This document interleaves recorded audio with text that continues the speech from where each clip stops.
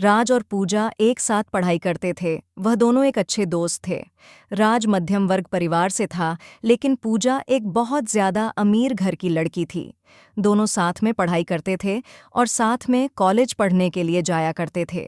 दोनों के घर एक ही गांव में थे, इसी कारण थे दोनों कॉलेज के बाहर भी खेलने के लिए जाया करते थे। ऐसे में राज और पूजा दोनों में काफी ज्यादा गहरी दोस्ती हो गई थी। दोनों में काफी ज्यादा मित्रता होने के कारण दोनों एक अच्छे दोस्त बन गई थीं। लेकिन दोनों में आपसी में कभी प्यार की बातें नहीं हुआ करती थीं। मतलब कि कभी दोनों एक दूसरे को ज़ाहिर नहीं किया था कि वह एक दूसरे को प्यार करते हैं। धीरे धीरे इनकी दोस्ती और गहरी बनती गई और इन दोनों को दोनों के साथ रहने की आदत हो चुकी थी और दोनों कभी भी अलग नहीं रह सकते थे। धीरे धीरे राज को पूजा से बेइंतहा प्यार हो गया था, लेकिन पूजा को इस बारे में नहीं पता दे। पूजा हमेशा चाहते थे कि वह एक अमेरिका तथा विदेश में रहने वाले लड़के से शादी करेगा जो बहुत ज्यादा अमीर होगा। लेकिन राज एक मध्यम वर्ग परिवार से था, इसी कारण से पूजा की ध्यान राज पर नहीं गया। पूजा हमेशा से ही चाहते थे कि हमें अमेरिका में रहने वाले लड़के जो बहुत ज्यादा कमाते हैं, मैं उन्हीं से शादी करूंगी और उनके साथ पूरी जिंदगी भर खुश रहूंगी। धीरे धीरे समय बीतता गया। पूजा की शादी की उम्र हो चुकी थी। उनके माता पिताजी हम लड़के ढूंढने की तैयारी कर रहे थे। जैसे ही एक दिन पूजा राज्य कहता है कि मेरे पिताजी तथा माताजी मेरे लिए लड़का ढूंढने का प्रयास कर रहा है, तो उसके बाद हर आज के पैरों तले जमीन निकल गई। क्योंकि राज भी पूजा से बेइंतहा प्यार करता था। लेकिन राज पूजा के मन के बात को जानता था चित्र से कि हुआ क्या चाहती है, और पूजा तो हमेशा से ही अमीर लड़के से शादी करने के लिए चाह रहे थे। ऐसे में अगर राज अभी तो पूजा से शादी नहीं हो सकती थी, इस कारण से हुआ चुप ही रहा और जो हो रहा है उसे होने दिया। धीरे धीरे जैसे ही उनके माता पिताजी ही लड़का ढूंढने का प्रयास करने लगा था, वैसे ही एक अमेरिका से लड़का आया था शादी करने के लिए, जिसका नाम पीयूष था। बहुत ज्यादा अमीर घर का लड़का था। वह अमेरिका में जॉब करता था और उसकी महीने की कमाई तकरीबन $500 प्रति घंटा थी। जैसे जैसे शादी के बाद भी चलता गया, वैसे वैसे राज की जिंदगी खराब होने लगी थी। वह अपने आप में किसी भी चीज पर ध्यान नहीं देता था, साथ ही पढ़ाई लिखाई पर भी ध्यान नहीं दिया करता था। राज को पूजा के जाने का गम सताने लगा और वह चाहकर भी इस बात को नहीं बोल सकता था कि राज पूजा से शादी करेगा, क्योंकि राज के पास से अपनी हैसियत नहीं थी। जितनी हैसियत के लड़के के बारे में पूछा, आपसे सोचा करते थे और रात को भी बताया करते थे। युवा कितनी हमें लड़के से शादी करेंगे, रुलाने वाली लव स्टोरी। धीरे बात फाइनल होने लगी थी। शादी की पूजा और राज के बारे में काफी लोगों की बहुत ज्यादा पता था कि ये दोनों हमेशा साथ में रहते, हो सकता है दोनों की शादी एक साथ हो। उसके बाद एक दिन पूजा राज कहती है कि मेरी तो शादी होने वाली है, क्या तुम अपनी शादी नहीं करोगे? पूजा कहता है कि मेरा अभी शादी करने का मन नहीं है, पहले तुम कर लो, उसके बाद मेरा मन होगा तो मैं बाद में शादी कर लूंगा। वह दिन दूर नहीं था जब पूजा की शादी नजदीक आ रही थी। जैसे जैसे पूजा की शादी नहीं दिखा रही थी, वैसे वैसे राज का जीना मुश्किल होने लगा था। वह अपनी लव स्टोरी इन हिंदी के बारे में किसी से कुछ नहीं कहता था और लोगों को भी यह पता नहीं, कुछ भी नहीं चल रहा था कि राज पूजा से प्यार करता है। जैसे जैसे पूजा की शादी नजदीक आ रही थी, वैसे वैसे राज की जिंदगी में बेचाही नहीं हो, बेदर्द जिंदगी शुरू होने वाली है, हो रही थी। जैसा कि आप सभी लोग रुलाने वाली लव स्टोरी को बहुत ज्यादा पसंद करते हैं, ठीक है, इस कहानी में भी है। इस कहानी में राज जब एक दिन दिखता है कि पूजा के घर में बहुत सारे आदमी आए होंगे और उसके घर में पीयूष, जिससे पूजा की शादी होने वाली थी, वह भी आया हुआ था। जितना देखते हैं, राज सब कुछ समझ गया कि पूजा की शादी फिक्स होने वाली है और राज मन ही मन अपनी औकात पर पछतावा कर रहा था कि अगर मेरे भी औकात होती है ज्यादा पैसों की, ज्यादा अमेरिकी, तुम्हें भी पूजा जैसा नहीं कर सकता था। जैसे ही पूजा की शादी फिक्स हो गई थी, उस दिन रात में राज रात भर नहीं सोया था। वह रात भर अपने बिस्तर में रो रो कर अपने प्यार को याद कर रहा था। राज सोच रहा था कि मैंने प्यार में किया तो ऐसा प्यार किया कि नहीं उसे बता सकता हूँ और ना ही उससे शादी कर सकता हूँ। इसके बाद राज फिर सुबह उठकर है और पूजा के घर चला जाता है, क्योंकि पूजा में उसके घर आई थी राज को बुलाने के लिए। दोनों की शादी में महज कुछ ही दिन बाकी थे। पूजा अपनी शादी को लेकर बहुत ज्यादा खुशी में थी। इधर आज अपनी जिंदगी को लेकर लेने सपने दादा रात भर रोया करता था अपनी सैड लव स्टोरी को लेकर। दोस्तों, हमेशा से ही प्रेमी प्रेमिका के बीच में यही सब होता आया है।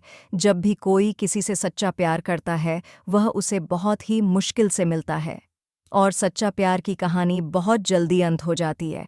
अब तो पूजा की शादी होने ही वाली थी। राजेश की तैयारियों में बिजी था। पूजा राज को अपने साथ कभी मार्केट लेकर जाती है तो कभी कपड़े खरीदने के लिए रुक अभी दर्जी के यहाँ।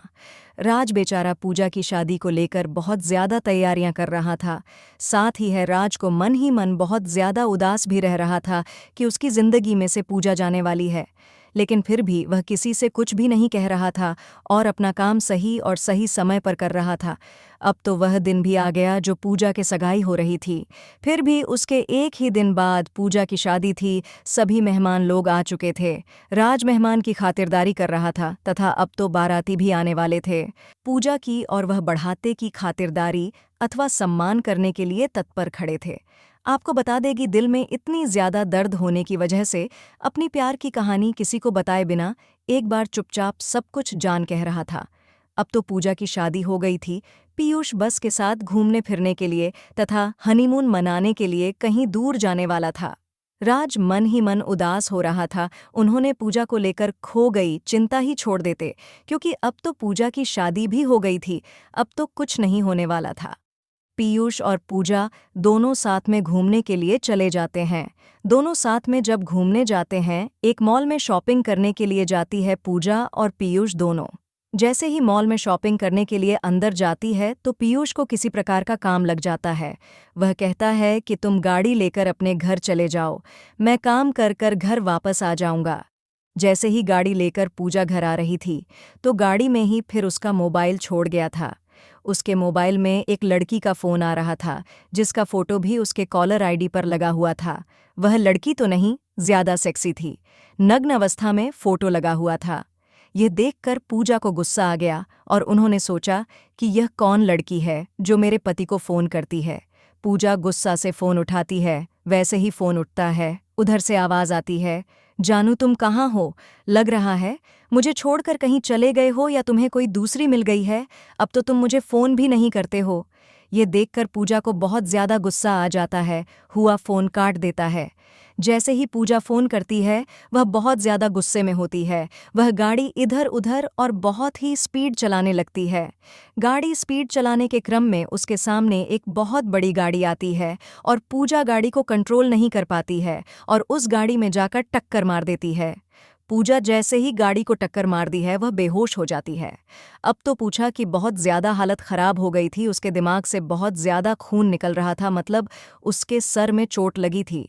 जैसे ही ऐसी जानकारी पूजा के घर वाले तथा राज को मिलती है, वह तुरंत ही दौड़े दौड़े शहर जाकर अपनी पूजा को उड़ाकर हॉस्पिटल लेकर आता है। हॉस्पिटल ले जाने के क्रम में पूजा की हालत बहुत ज़्यादा ख़राब हो जाती है, जिस कारण से उसे बहुत ज़्यादा मात्रा में उसके सर से खून भी निकल रहा था। यह देखकर राज को बहुत ज्यादा फिक्र होने लगी थी, लेकिन फिर भी वह पूजा को संभाल कर हॉस्पिटल लेकर गया। हॉस्पिटल लेकर जाने के बाद डॉक्टर ने चेक करता है और कहता है कि इसके दिमाग में चोट आई है। पूजा के दिमागी हालत सही नहीं है। हो भी सकता है ये पूजा को अब कुछ याद भी ना आए, और याद आने में कितना दिन लग जाए ये कह भी नहीं सकते हैं। उस समय तक अब तो पीयूष हॉस्पिटल आ चुका था। डॉक्टर की यह बातें सुनकर पीयूष कहता है कि अगर इसे याददाश्त नहीं आएगी तो मैं इससे नहीं रखूंगा। अगर इसकी स्वास्थ्य सही नहीं रहेगी तो यह मेरा कौन सा काम आएगी। इससे बेहतर होगा कि मैं कोई दूसरा शादी कर लूंगा। आप अपना बेटे को देख लीजिए। यह बात पीयूष कहता है पूजा के माता पिता से। लेकिन पूजा के माता पिता भी इन सभी बातों को नहीं बोलना चाहते थे, नहीं सुनना चाहते थे, क्योंकि उसके बेटे की तबीयत बहुत ज़्यादा खराब थी। वह जल्द से जल्द चाहते थे कि उसकी बेटी पूजा पहले सही हो जाए, उसके बाद जो होगा देखा जाएगा। इतना कहते पीयूष कहाँ से चला जाता है और कहता है कि अगर इसकी तबीयत और इसकी दिमागी हालत पूरी तरह से सही हो जाए तो मुझे बता देना। और साथ में पीयूष यह भी कहता है कि अंग्रेज के दिमागी हालत सही नहीं हो रही होगी तो मुझे मत बताना, मैं दूसरा दोबारा शादी कर लूंगा। ये सब सुनकर पूजा मन ही मन रो रही थी, लेकिन राज उसे दिलासा दिलाया था कि सब कुछ सही हो जाएगा, तुम बस सही हो जाओ। अब तो पूजा को छोड़कर पिक्स अभी चला गया था, लेकिन उसकी देखरेख करने के लिए राज वहां मौजूद था। एक दिन और रात एक करके पूजा को अपनी मेहनत से बहुत ज्यादा सेवा कर रहा था, और फिर इतना भी काम लगता, मेडिकल दवाई जाना लाना या कोई भी काम तो राज्य किया करना था। सुबह बहुत ज्यादा मात्रा में हनी के समान दाता फल पूजा को लाकर दिया करता था, जिसके कारण सुलझा को इस पर ज्यादा प्यार आने लगा था। थोड़ा सा भी दूर नजर से होता था राज, तो पूजा को तुरंत ही राज की चिंता होने लगती थी। पूजा और है राज बहुत ज्यादा खुश थे। पूजा को क्या मालूम चल गया था कि पैसा कुछ भी नहीं होता है अगर जिंदगी में प्यार नहीं है तो, क्योंकि पैसा तो कमाया जा सकता है, लेकिन एक अच्छा इंसान जो प्यार करने वाला होता है वह कभी नहीं मिल सकता है। पूजा को यह अच्छी तरह से मालूम हो गया था कि जिसके पास ज्यादा पैसा रहता है वह ज्यादा ही लड़कियों के चक्कर में रहता है, और जो बाहर देश में रहता है वह तो बहुत ज्यादा लड़कियों के चक्कर में रहता है। इसी कारण से वह अपने पड़ोस में रहने वाले राज्य से शादी करने का फैसला किया था। अब तो शादी करके दोनों अपनी अपनी जिंदगी बहुत अच्छा था, बहुत मस्ती के साथ गुजर रही थी।